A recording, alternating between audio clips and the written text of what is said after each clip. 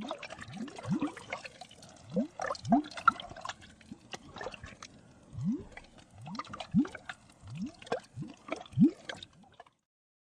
ربي صل على النبي على آل رسول الله خير الأنام وآله يا ربي صل على النبي. One of the amazing things when we study Islam and when we look at the message of our deen, we quickly realize that although the message came so far away back in time, more than 1400 years, but you find that it has a lot of application in a lot of modern day life. This is one of the beautiful things about Islam, that Allah subhanahu wa ta'ala, in His wisdom in how He created us, and in all His creations, He knew what was there, what was to be, what was to come, what was to happen. And He made sure that the last of the messages, Quran al-Kareem, that it captured all these teachings.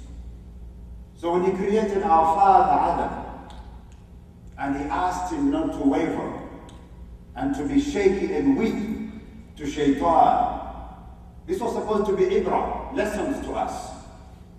And then He sent us one of the most outstanding human beings to guide us to be a caller to Islam and a messenger of God, Muhammad alayhi salatu wasalam. So we know the Rasul sallallahu alayhi wa sallam, whom we have pledged to follow when we say, wa ashhadu anna Muhammad Rasulullah.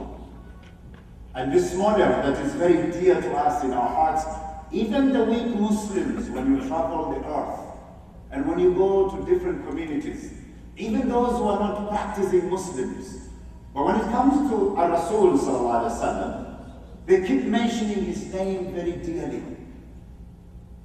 And they hope to be like him, alayhi salatu wasalam. So this is all in the hikmah of Allah subhanahu wa ta'ala, that He gave us a message that is everlasting. And He gave us a model that is also everlasting. And in the same hikmah, Allah subhanahu wa ta'ala also created other beings. For example, He created a shaitan as a test, as imtihan to us, as a fitna to us, as a trial to us, for His slaves. And the scholars have warned us about madakhil shaitan, the inroad of shaitan, how he comes and yuwaswis, whispers to you, calls you to those things sometimes that are not good, that are not right. And in this madakhil shaitan, which I have no time to talk about because it is not the subject of today, but very quickly, the scholars of Islam have talked about al-hirs wal-hasad, envy and jealousy. They have talked about this uncontrolled anger, ghadab, that sometimes gets to us and it overtakes us. But amazingly, the third thing that they deal with is the love of this excessive food and drink. And the scholars have mentioned this excessive love of food. It's not about because you are hungry, that now you want to eat. Because that is a normal function of the human being. But what they are saying is that they are recognizing that there is a very damaging habit that is out there, a practice in society where we exhibit excessive love of food and drink. And you see that in the societies we live in of today, where food is hyped, food in a hurry, the fast foods, everything in a hurry of that nature, to hype your desires. Because once these desires start coming out, they become excessive, and love comes in of doing that, then it becomes an uncontrollable desire. And it is one of those things, min madakhil shaitan, of our shaitan gets to us. We live at a time when the buzzwords, even in the politics of today, when you just listen to what they're saying in these gatherings, whether it is the Democrats or whoever, there's talk about health care, health issues. So if you think about this, what they're saying is what Islam has said long ago, to be conscious of yourself, to take care of yourself. And it has put a plan out there, Islam, for the human being. And I'm saying human being because here again, we want to showcase our deen, that it is a message that has called to this throughout time. Walhamdulillah, Allah subhanahu wa ta'ala, when He gave us this message of La ilaha illallah, Muhammad Rasulullah, He gave us a plan for humanity at large. And so there are values and there are benefits that we get from society. And as we put this into society, our society becomes more stable. That is why we have programs like Ramadan, which we just finished. The Sunnah fasting of Mondays and Thursdays. And as the Rasul ﷺ told the young people who are unable to get married, who cannot afford it, alaykum bisawm. To you is fasting. Because fasting brings a sense of control, not only on your behavior and character, but your desires as well, one of which is the desire of eating and drinking. So it's a sense of a check on your physical body, your well-being. Meaning that Islam is concerned about the physical body.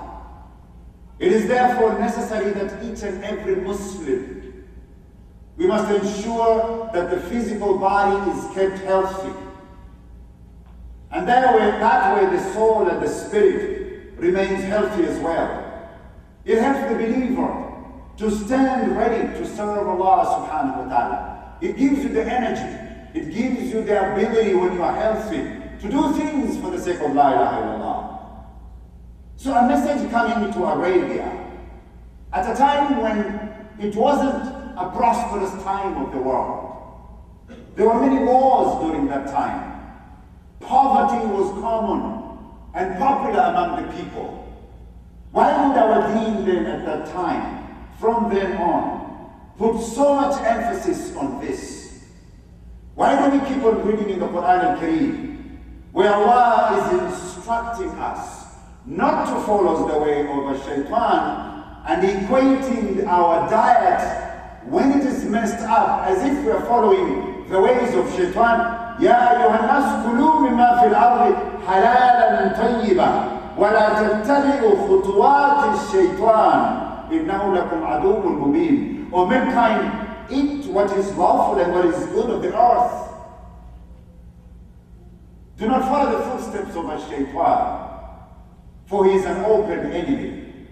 And so in the Quran, Allah subhanahu wa ta'ala has equated these poor health lifestyles of bad eating habits to be the ways of shaitan. Now shaitan, we all know from the teachings of Islam, an ugly beast. They're not talked about as shayateen as being pretty looking. Ugly beasts that Allah subhanahu wa ta'ala has told us about the intention of shaitan to harm us, mislead us, divide us, cause a lot of havoc in our lives. And he compares our dietary aspects, our healthy lifestyles. When we don't stay within the healthy lifestyles, then we are following the same ugly beast and his ways. When you study Islam, because diet plays an important role in our lives and in our health, you'll find that there are good reasons why Islam has prohibited certain foods because of their ill effects, their bad effects. It permitted other good and pure things, clean food products. Because Allah says in the noble Quran, يا أيها الذين آمنوا كلوا من طيبات ما رزقناكم واشكروا لله إن كنتم إياه تعبدون. O believers, eat of the good and pure, what is lawful of course, that we have provided you, and be grateful to Allah if you truly worship Him. So Allah subhanahu wa ta'ala, who created us all, knew what was to be, what was to come. He knew that one of its major problems that we have today is on its way. If it wasn't then, because people were poor and starving and struggling, when people become prosperous, then it will come our way, what we now know as gluttony, overeating, waistlines that are 38, 40, 42, when you only are 5 feet tall, no more than 6 feet. The Surgeon General in this country produced a report year after year indicating that the biggest cause of diseases is overeating. Now it is known that 2/3 of the population in the United States eat in excess and therefore are obese. With it coming many other health problems. As you can imagine, the diabetes that is on the rise. People in their 50s and 40s are on cholesterol medication of some type. High blood pressure medication of some type. They're not even in their 70s yet, when things are falling apart in the body. They're not even at that age already. And they're already on some sort of medication. So, in a sense, there is a failure of self-control. What Ramadan was all about, what the teachings of Islam were all about, to bring a sense of self-control on our desires, a check on our desires. And Allah is warning us about our physical body, because a Muslim in general is advised to eat good and pure things, and not to indulge in impure matters, things that are bad and harmful, things that openly follow our enemy as shaitan. In some countries that I visited, there is so much food that is cooked and not enough people to eat that it is trashed at the end of the day. And right across the ocean, there is a Muslim country where people are dying out of starvation and hunger. Talking about following the ways of a shaitan. The failure of self-control has produced risks, not only of things like diabetes, stroke. Now they are talking about how obesity and a bad diet has influence on things like breast cancer for women and other types of cancers. Because our diets, where we consumed large amounts of carbohydrates, sugars, polysaturated fats. I was listening to a program during Ramadan, one of the prominent physicians of this country, who may have some roots to Islam ancestrally. Many of you have heard of the name Dr. Oz. And he's saying, there was being questioned about Islam and Muslims and fasting and the benefits of it. And he says there's a lot of benefits from fasting, that cleansing aspect of your body. But he says the problem with Muslim communities, where an adult is supposed to consume not more than 2,000 calories a day, depending on your size, 1,500 calories a day, by the end of the night, we have consumed well above 4,000 calories of the days of fasting. Twice what you usually eat. It is not uncommon to find Muslims in Ramadan, they've gained weight. Because we never pay attention to those subtle messages of what that month is all about. Islam teaches us the many etiquettes of eating and drinking. And Rasul made a point of living a remarkably clean life, although if you look, he was poor, he was not a rich man wealth-wise. Healthy eating habits among his followers. He asked the companions to wash their hands before and after they eat, to praise Allah before they eat, using the right hand, not eating until when you feel hungry, not to eat and drink excessively, as we are told, وَكُلُوا وَاشْرَبُوا وَلَا تُسْرِفُوا إِنَّهُ لَا يُحِبُّ الْمُسْرِفِينَ. Eat and drink, waste not not in extravagance. Certainly He, Allah subhanahu wa ta'ala, likes not those who waste in extravagance. So I was away in the summer and I had a chance to visit Muslim communities.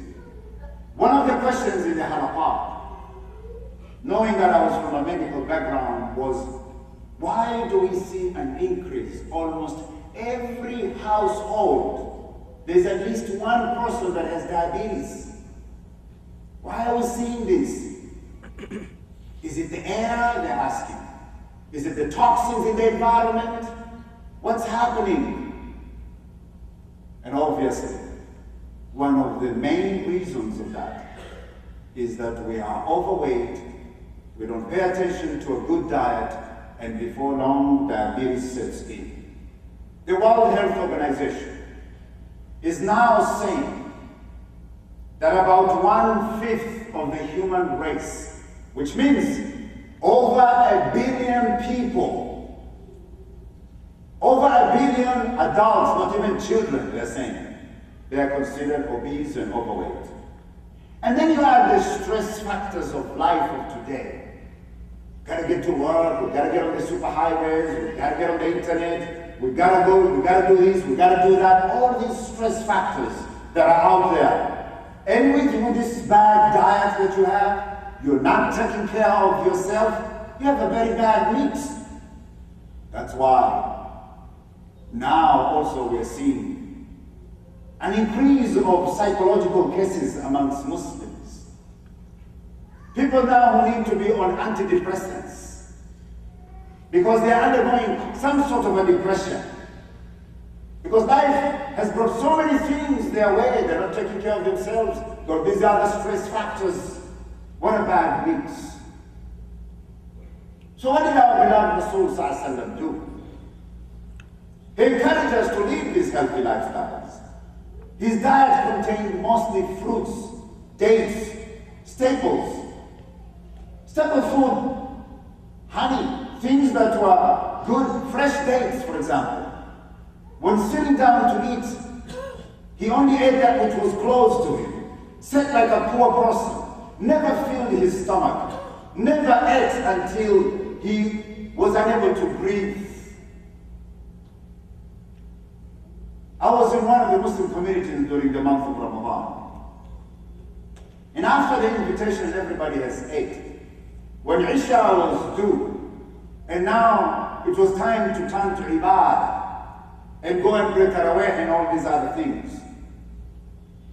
And the brothers are unable to move. They don't want to go anywhere. And they say, oh, I'll wake up at night and pray. I need some rest. Why would you mean that if you were supposed to keep 1/3 of your food, 1/3 of the air, 1/3 of the water, and you don't overeat? And eating healthy is not a complicated process. As the Rasul Sallallahu Alaihi Wasallam showed us, it is not a complicated process. It doesn't have to be a stress. It's like, oh well, how am I going to start changing my lifestyle? I'm so used to this, I've tried this and that, I've gotten this program and that program and nothing is happening. My brothers in Islam and my sisters in Islam, لازم واحد يتحرك.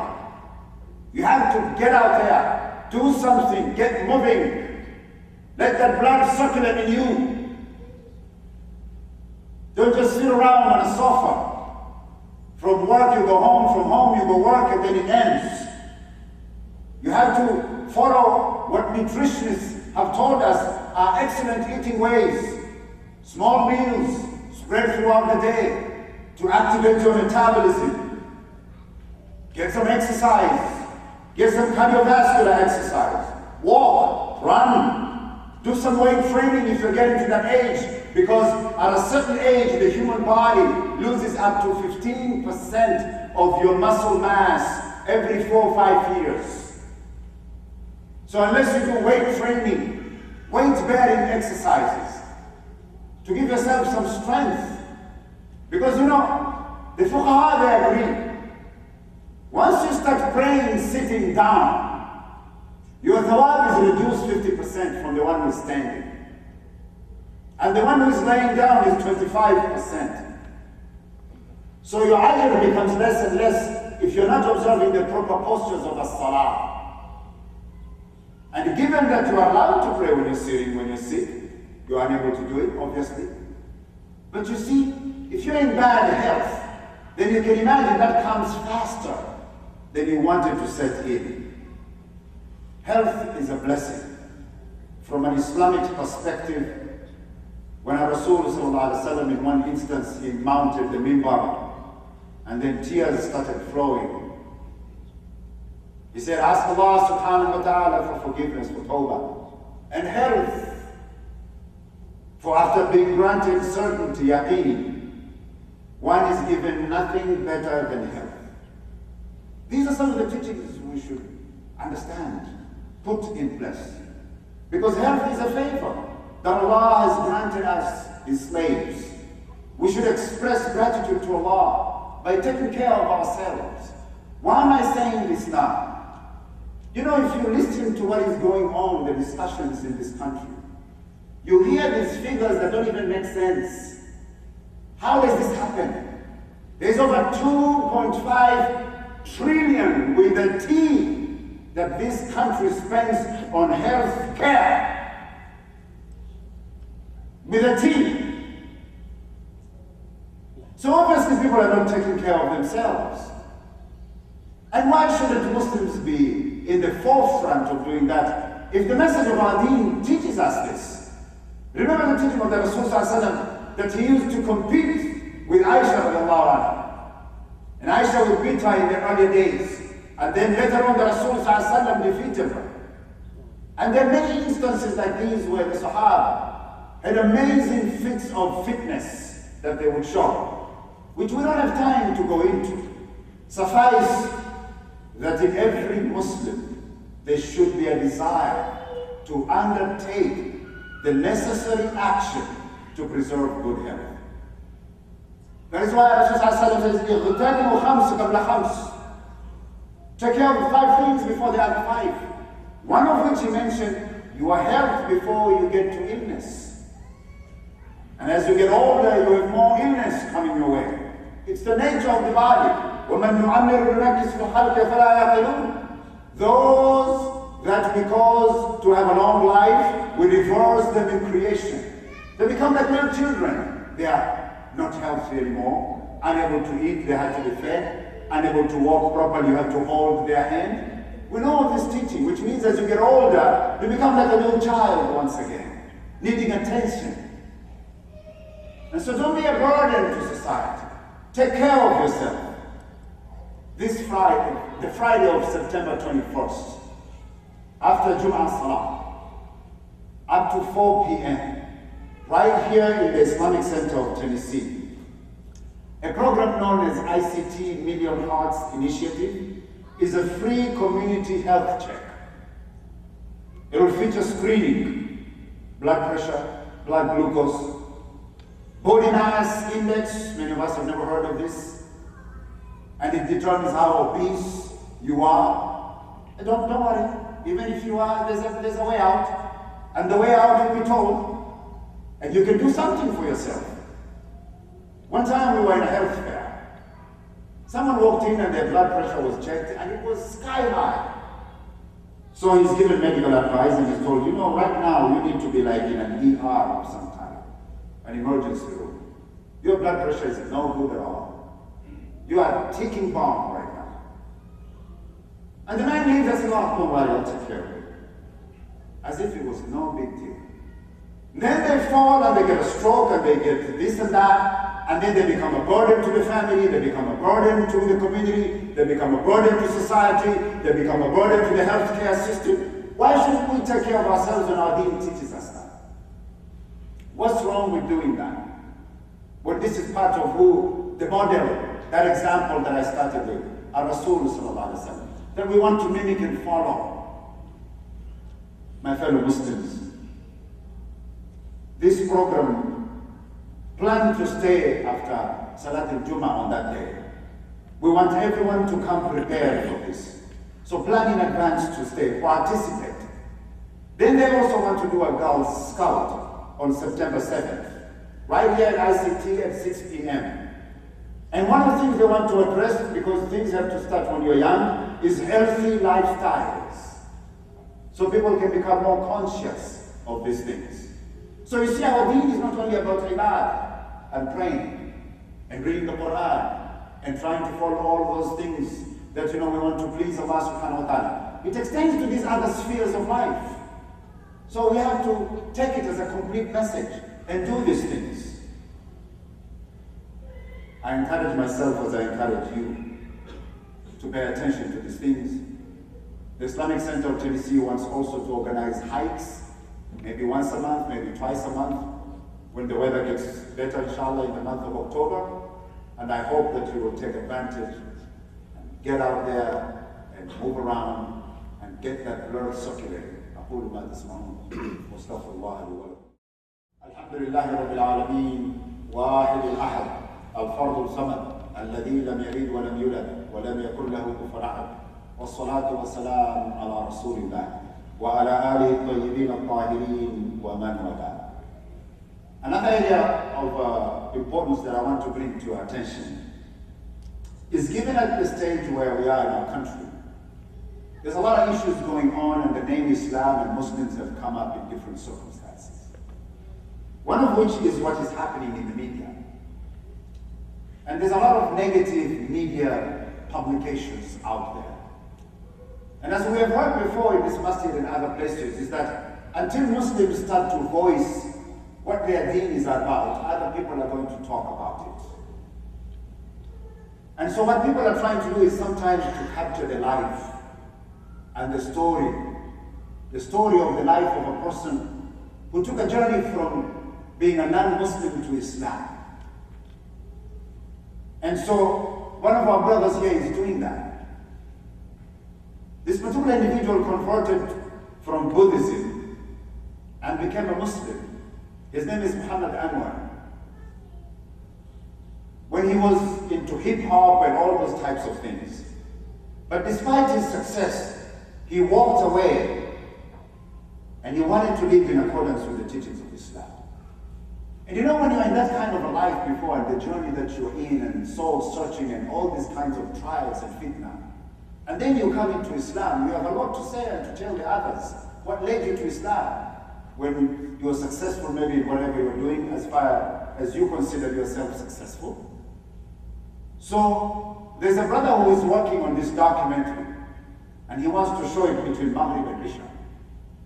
Because it's a message of some kind, it's da'wah. And da'wah comes in many fashions. Could be somebody talking on TV and explaining about what Islam is. Could be you talking to others about Islam. It could be you living as a Muslim, as an example to others to see.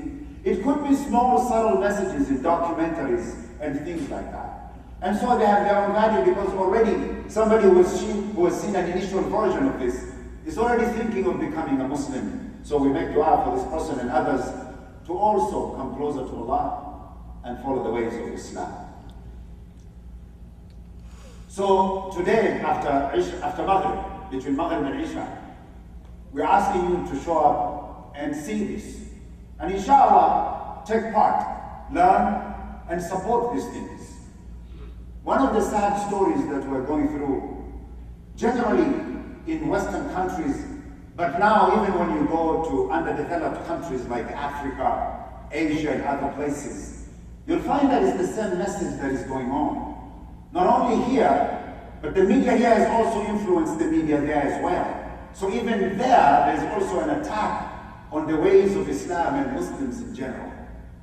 So unless we are out there to start promoting ourselves, not necessarily, we're talking about a positive way to showcase Islam, that Islam is a beautiful message and a message of peace.